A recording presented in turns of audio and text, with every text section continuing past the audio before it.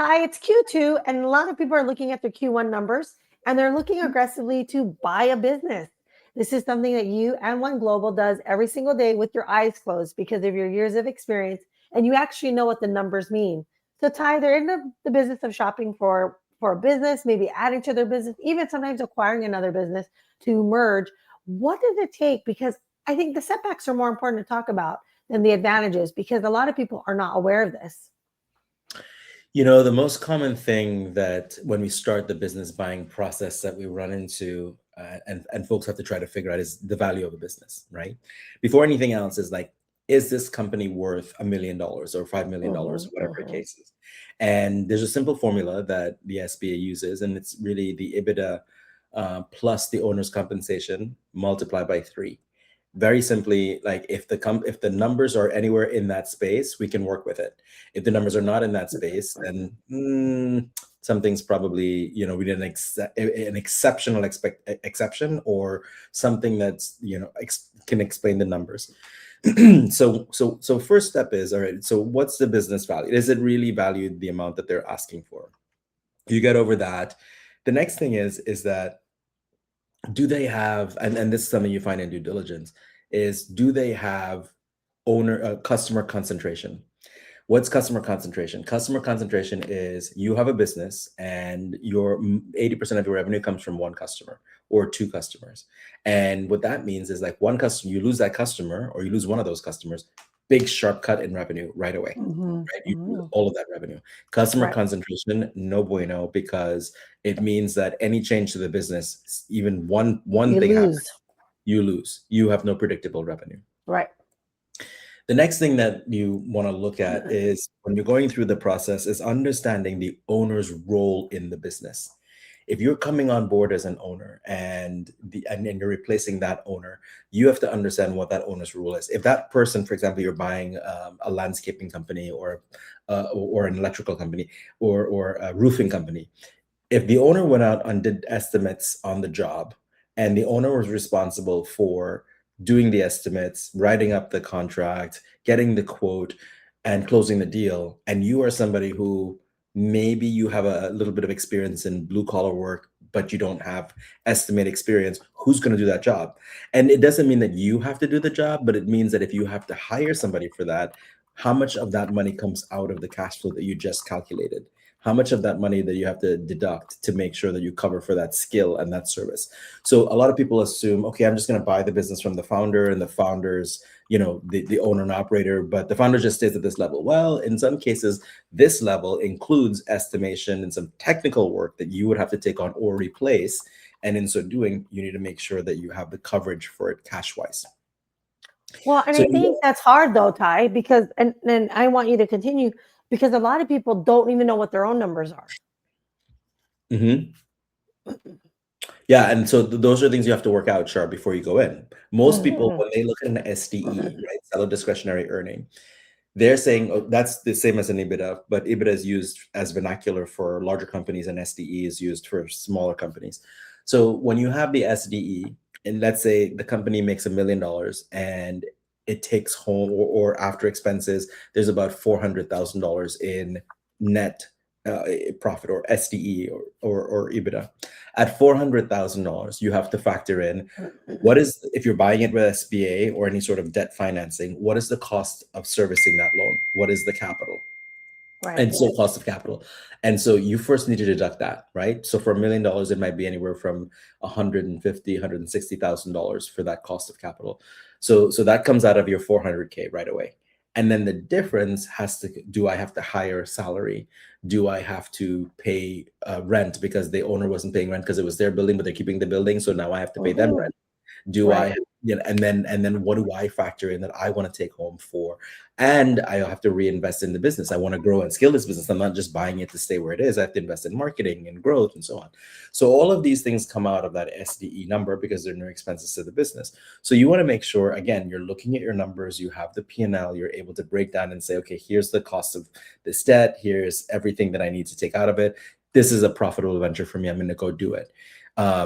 When you can get all of that stuff on the preliminary side of things taken care of, and you've made the determination that this is a worthwhile venture for you, Then you can start working on the LOI, right? Then you can start sending it to your lender, or your, in our case, our case, you can send it to us, and then we can then float it to our lenders and say, give me the best possible deal or write up for this. And then they come back and say, boom, boom, boom, here's what we would price this at. It's a worthy deal. Or they would come back and say the numbers don't make sense. It doesn't cash flow, or it doesn't look like it works out. In any of these cases, then we work with you on adjusting to say, okay, let's change this. Let's renegotiate. Maybe we put in some seller earnout. Maybe we put in seller carry. Maybe the seller does a 5% on the down payment. So it brings down the amount of outlay that we need. So all of these, we start structuring in the deal to make it doable and more financeable. And then we get the term sheet, and then we go into, once we get the draft term sheet, then you submit the LOI, then we're in due diligence. Then you can see if things like, do they have the contract? What's the recurring revenue percentage? What are some of the staff responsibilities that we need to factor in and make sure? So you go through the due diligence, and you kind of make sure that everything about the business works and it is easily transferable. Then we go to a close. Well, and guys, you have to remember the business has to run without you. I think Ty says that, but I think I need you to hear it. When the business can run without you, that's a business that someone wants to come in and look at and do the due diligence. If you're the single operator, if you're running everything, if it's all dependent on you and your relationships, that means to a buyer, they can't come in and take the business over. That means that there's probably going to be loss of sales, loss of clients. And Ty, I've seen this many times in transactions where the team quits if they have that, because they're really so small that it's all dependent on them. And they just feel like, we're going to quit before we even know. They're probably going to fire. So all this fear gets built in to this due diligence component that you guys really miss, is the human component that a lot of people don't take into account when they're looking to buy a business. These are some setbacks that are huge. Yeah, no, you're 100% right. When you're looking at it from the seller's perspective, your job is to structure this business so much so that it's an easy transfer, right? And you want to set the buyer up for success, right? So all of the things Charlene mentioned with the employees and the culture and the momentum, all those things you get to curate. You want to make sure that it's kept as quiet as possible until you know that you have a sale and a buyer. And then once it does, you bring everybody in and you reassure them that nobody's going anywhere. Everybody stays intact. You do the job of making sure that the buyer is getting a company that will succeed. And you have to understand, you may say, oh, it's not my job, to do that. It is your job. If you want not just if you want the sale, but if you want the price you're asking for, then you have to do everything in your power and your control to make sure that that buyer is successful, both at the time of sale and then post acquisition. And guys, this is a process. We do not expect you to know this today in like less than 10 minutes of our live. It's more like, here's an awareness. Here's a little insight into setbacks.